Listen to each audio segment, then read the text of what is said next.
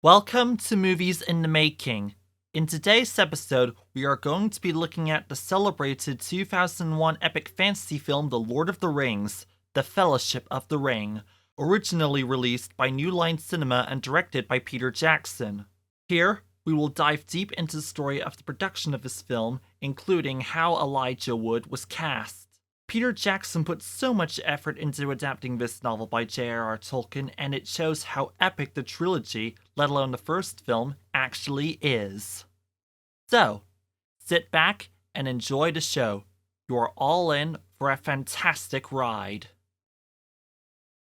All three Lord of the Rings films are based on the acclaimed novel by J.R.R. Tolkien. The first two volumes were published in 1954, whereas the third was published in 1955.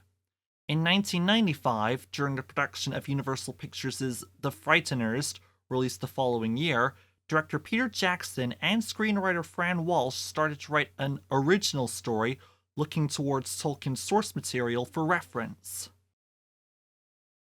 They eventually decided just to adapt the books, but at that point were unsure who held their copyright at the time. After contacting Miramax founder Harvey Weinstein, who confirmed to them that Saul Zaentz held the rights, the initial plan was to have the three volumes be adapted into two films. However, Weinstein later decided instead to allow only one film adapted from the books. Jackson and Walsh declined the offer, leaving them 3 weeks to pursue another film studio to pitch their original concept. Weinstein even threatened to hire Quentin Tarantino, who previously directed Reservoir Dogs, Pulp Fiction, and Jackie Brown for Miramax, unless Jackson wrote to kill off 3 Hobbit characters, highlighting how corrupt Weinstein was when in charge of Miramax.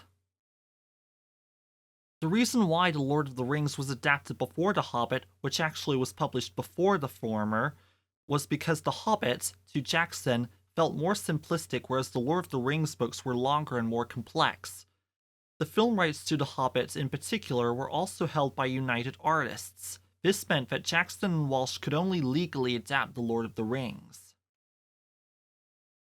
Eventually, in 1998, New Line Cinema chairman Bob Shaye excitedly accepted a pitch from Jackson by allowing for 3 adaptations of The Lord of the Rings to be made.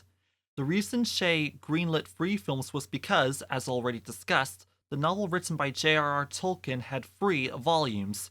Each film would be adapted from each volume. The first budget Jackson was given was $210 million. The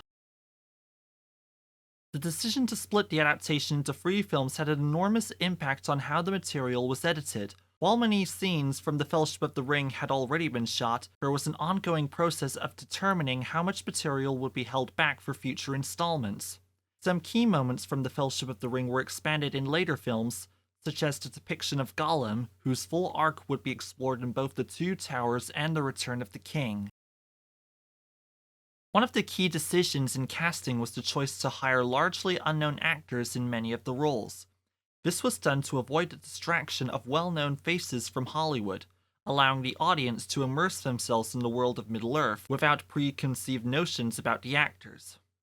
The casting process was exhaustive and went through numerous auditions, with Jackson looking for actors who could embody the heart of Tolkien's characters while also engaging in the physical demands of the film, which included months of physical training for many of the cast members. In the trilogy, protagonist Frodo Baggins is portrayed by Elijah Wood. He first heard Peter Jackson would be the director from Ain't It Cool News, a website dedicated to film-related headlines, when he was at the age of 16. He had not read the source material by Tolkien, but he had read Tolkien's other famous book, The Hobbit, and enjoyed watching Jackson's 1994 film Heavenly Creatures, distributed by Miramax. Both of these elements made him excited with engaging in a universe he had some familiarity with.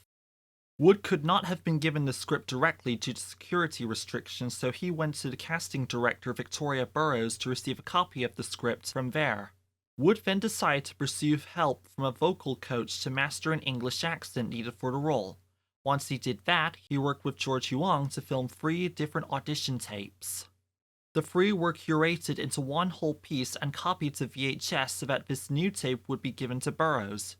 She then sent it to Jackson through FedEx. After seeing the tape, Jackson contacted Wood for an offer of the role. Wood proudly accepted it and became the first actor to be cast for the trilogy. According to Ian McKellen himself, speaking for Variety, before he was cast as Gandalf the Grey, Anthony Hopkins and Sean Connery were once offered the role, but they abandoned it.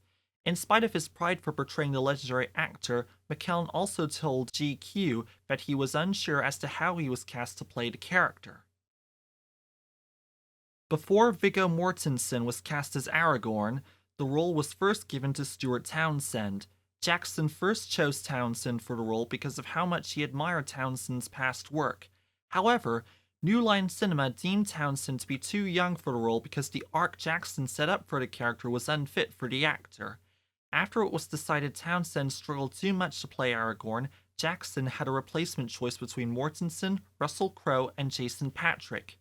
After eavesdropping on a phone call Mortensen had with Jackson, Mortensen's son Harry, a fan of the books by J.R.R. Tolkien, showed much anticipation for this, leading the actor to accept the role. Orlando Bloom, who ended up portraying Legolas, originally auditioned for Faramir, a character who would only appear in the next film, The Two Towers. However, he received a call from Jackson and Fran that they wanted him to be Legolas. Meanwhile, Gimli was portrayed by John Rhys Davies, whose makeup gave him a skin allergy. Because of this, his stunt double Brett Beatty also portrayed the character in more scenes than originally planned.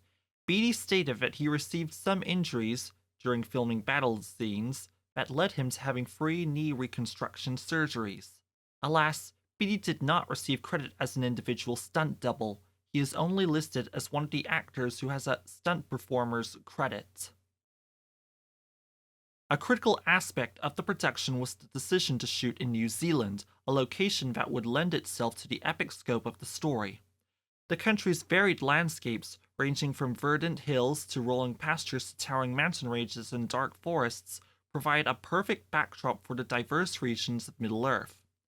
The filmmakers spent months scouting and selecting the locations, with many of the most iconic scenes being filmed in New Zealand's remote countryside.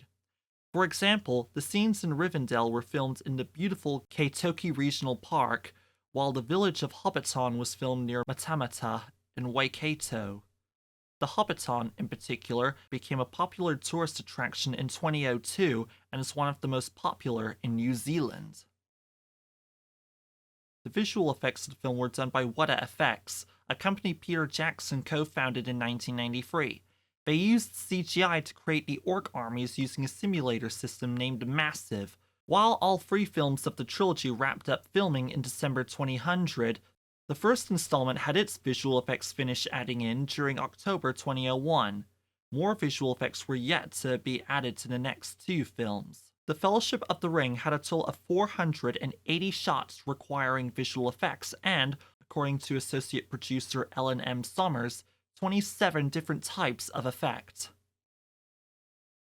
The troll battle sequence was done with a virtual camera system. The way this worked was that the actors and the troll were simulated into goggles branded for virtual reality.